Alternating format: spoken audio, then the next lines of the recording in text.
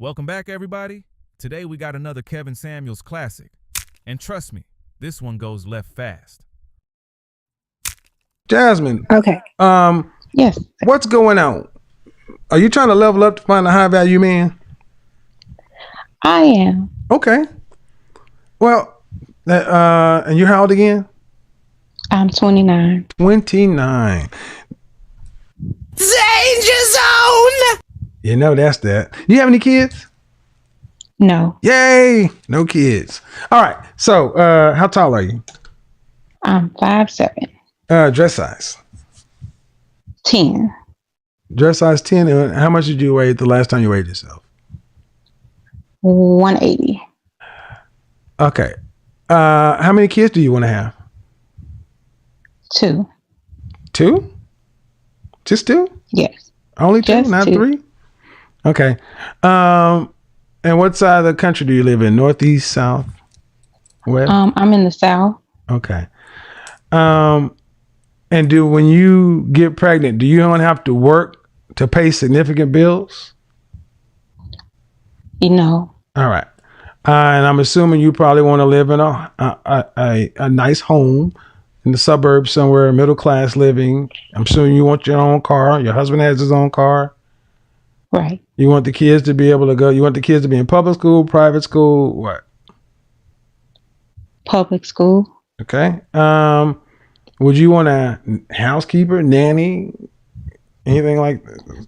Are you going to do all the work around the No. house? Okay. No, I'm meticulous about my cleanliness. Okay. So, what state are you in? Georgia. All right. So, how much do you think a man would have to make to afford a wife and 2 kids in the suburbs with the things with the setup I just said? How much do you think he would need to make? Between 200 and 300K to be comfortable and taking vacations and such. Okay. Now, were you raised with your mother and father? No, Just your mother? I was mostly raised by like my community, like with my mother, but my grandparents helped a lot. But you live with your mother? Currently, I do, but I'm literally about to move out in a month. Okay. Well, when you were a kid, who did you live with? My mother That's and my my grandparents. All right. So, did you go to college? Yes, I just graduated Okay. Why are you living it with your mother at 29? because I had to pay for school out of pocket. Okay. You didn't take out any And loans? I did. Oh, I had exhausted my loans because I ended up double majoring. how much debt are you in? 80,000. No. You've pretty much signed your death warrant. Okay.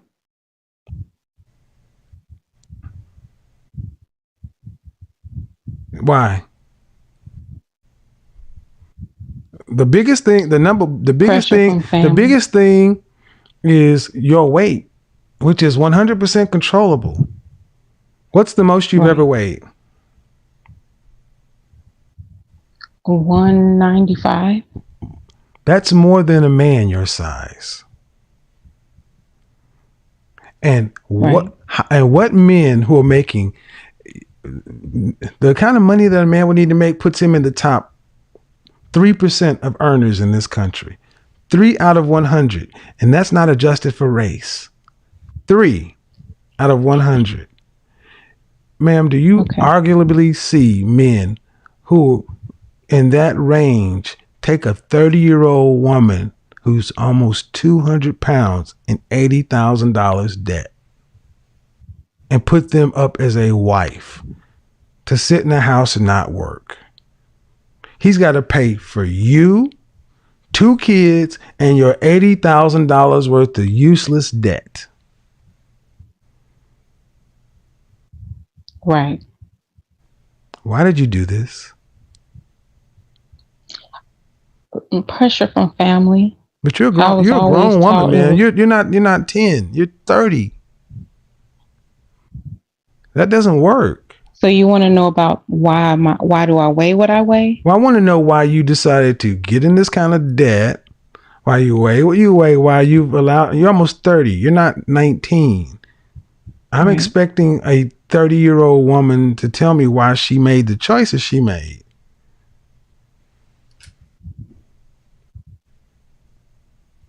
When it comes to school, Yeah.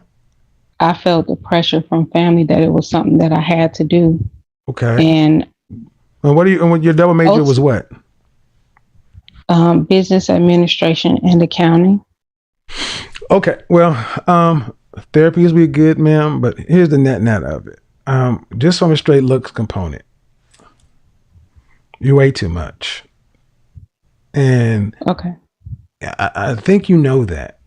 I don't understand I why.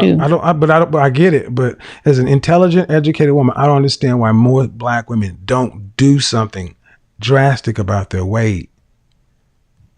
I don't understand why so many sisters just sit back and like, well, I got a cute face and the fat landed in places to where guys like it, so somebody will take it. No, ma'am. And why don't you want to work?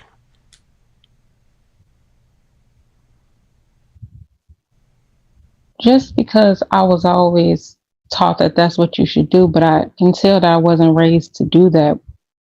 Are you raised to be a housewife? I was taught how to cook and clean Were and you raised to rub his be a head. house? Were you raised to be a housewife and to serve men? Yes, I had to help serve around my house. Okay. I don't have. I have to tell people get to, ma'am. At 30 years old, you should be a little bit more on the ball. You're talking about people made you do stuff, and you're a fully grown woman. See, I'm not the type that sits around and cuts slack for 30-year-old women. Right. You're responsible. You made these choices, and now you got to deal with it. You're going to work. 72% of mothers in this country have to work. You're not special. You're no different than those women. You're going to have to work to pay off. Okay, who was going to pay off your debt, your student loan debt, if you never got married? I was going to have to. And that's who's still going to have to take care of it. A man's not going to come by. If you think the men are going to come by and go to a trade school or something else, not acquire that debt, and then come on and take you, man, that's a lot to ask for, man. That's really unfair. Okay. What you're asking for is way outside of, I'll just say it this way, a nicer way. The women are the kind of stuff you're talking about either are very young and like in their 21 to 25 and they get men who are in their like 35 to 45. Hot little things get older men and can get that. Okay. You're about to be get closer to middle age, about to hit the biological wall. You got to drop these unrealistic standards down. First off, you need to get some therapy. I'm in therapy. Okay, cool. But then you also need to get a personal trainer. You need to drop the weight. And then live a happy life. And if a man comes along, he comes along. But a man is not a get out of jail free card. He's not a make everything go right. And sadly, the way you're talking or coming across is you just think a man is going to come along and just do a genie and make 3 wishes. And that's too much for anybody to deal with. Okay. So I'm not being realistic in that regard. You're not being realistic. No, ma'am. I mean, you're not being realistic. See, this is why I asked about men, and you don't know what men are there for and what we do. We're not just walking wallets to grant wishes. Right. You're supposed to get married to be of help to him. You're looking to get married for him to be of help to you.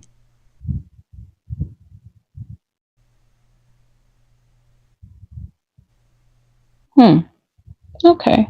Whoa. I didn't look at it that way. Whoa. But see, You see, in the black community, black women think that men are supposed to be there to fix y'all. No, you're supposed to be of assistance to him. He's not supposed to be of assistance to you. You never heard that Right. you're supposed 'Cause to I'm be a the helpmate. helpmate? Right. Right. All right. Best of luck. Okay. Thank you. Mhm. I'll say it again. I don't know why y'all think y'all can be overweight and demanding high value men. Gentlemen, this Kevin Samuels conversation starts with a 29-year-old woman who says she's ready to level up and find a high-value man. She's 5 feet 7 inches, around 180 pounds, has no children, recently graduated with a double major in business administration and accounting, and says she wants 2 children. But her ideal future is very specific. She wants to be a stay-at-home wife, live comfortably in the suburbs, have 2 children, take vacations, own nice cars, and have a husband earning somewhere around $200,000 to $300,000 a year. Kevin's question is simple. What do you bring into that arrangement, and what does the man have to take on? Then he finds out she's carrying roughly $80,000 in student debt. That's where the conversation gets uncomfortable. Kevin argues that she's effectively asking a man to become responsible not only for a wife and 2 future children, but also for a significant financial obligation she created before the marriage. And he challenges her reasoning. She says family pressure contributed to her decision to pursue a double major and take on the debt. Kevin isn't interested in that explanation. His point is, you're 29. At some point, your decisions have to become your responsibility. Then there's the other major issue, her weight. Kevin argues that if she's trying to compete for a very high-income husband while also wanting to stay home, her overall package has to be extremely competitive. And gentlemen, this is where his broader argument comes in. He's telling her that a husband isn't supposed to be a financial escape plan. A man isn't a genie who appears and suddenly makes the debt disappear, pays for the house, supports the children, funds the vacations, and solves every problem. Marriage, in Kevin's framework, is supposed to be reciprocal. You're supposed to enter the relationship asking, how can I be of help to this person? Not simply, what can this person do for me? And that's probably the strongest lesson from this conversation. Wanting a provider isn't inherently the problem. The problem is when the expectation becomes completely one-sided. If you're asking for a man in the top few percent of earners, a comfortable lifestyle, children, and the ability to stay home, you have to recognize how rare that man is and how many women are competing for him. Kevin's final advice is essentially, work on yourself first, address the weight, address the debt, continue the therapy, build a life that works even if a husband doesn't immediately appear, because a husband should be an addition to your life, not a get-out-of-jail-free card. And gentlemen, that's the reality check. Marriage should be about mutual value, not one person outsourcing their problems to the other. Subscribe, hit the notification bell, and tell me in the comments, is it reasonable to expect a future spouse to financially absorb your pre-marriage debt, or should each person take responsibility for the financial choices they made before marriage?